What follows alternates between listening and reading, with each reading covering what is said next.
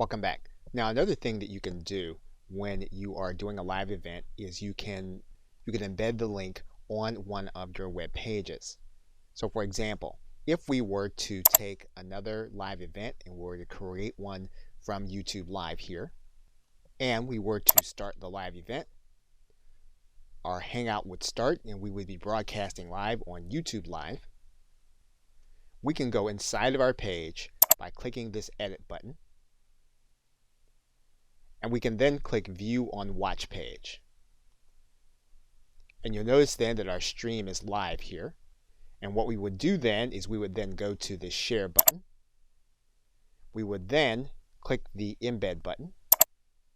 We can then take care of the embed options, grab the code, and then head to our website. And of course, we're just using WordPress as an example. You can use the site builder that you find most helpful. We're going to put in our code after a center code. Once we have it, we're then going to click publish.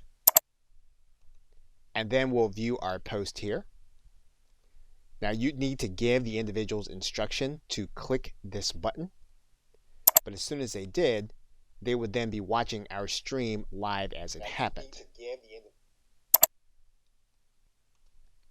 Okay, so with that, thanks, and I will see you in another video.